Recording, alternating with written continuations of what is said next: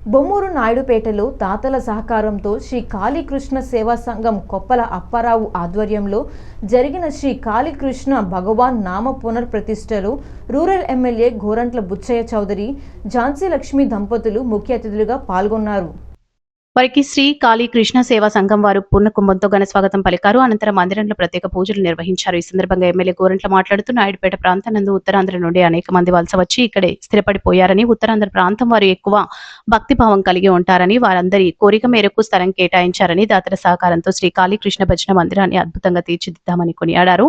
అనంతరం అన్న సమరాధన కార్యక్రమంలో పాల్గొని భక్తులకు ప్రసాద వితరణ చేశారు. తెదేపా సీనియర్ నాయకులు, మాజీగూడ చైర్మన్ గన్ని కృష్ణ, రూరల్ టీడీపీ అధ్యక్షులు మత్సెట్టి ప్రసాద్, ఎంపీపీ వెలుగుబంటి సత్యప్రసాద్, బిమరశెట్టి రమేష్, కామిని ప్రసాద్, కామిని భాస్కర్, పిల్ల తనుజ, మద్దమాని, ఆనందరావు, పత్తిమంగ, వాసుపల్లి అనంతలక్ష్మి, కోటిపల్లి అమ్ములు, పేట వీరలక్ష్మి, అడ్డాల శ్రీనివాస్, కోట్ల దుర్గారావు భక్తులు పాల్గొన్నారు.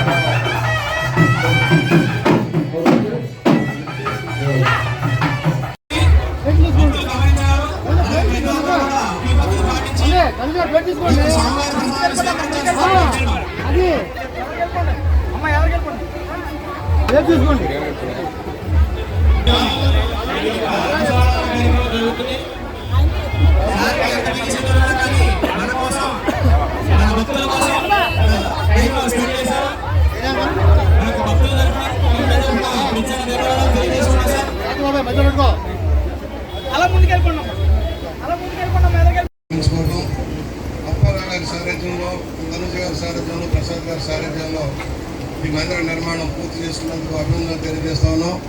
ఇక్కడ చాలామంది ఉత్తర ఆంధ్రప్రదేశ్ నుంచి వచ్చిన వాళ్ళు, చాలా కూలీ నాలి చేసుకుంటూ కష్టజీవులుగా ఉన్నవాళ్ళు, ఝాన్సీ లక్ష్మీ నగర్ కానీ, మురళీకొండ కానీ, వెంకటగిరి కానీ, ఇదంతా కూడా బయట నుంచి వచ్చిన జనం ఉన్నారు.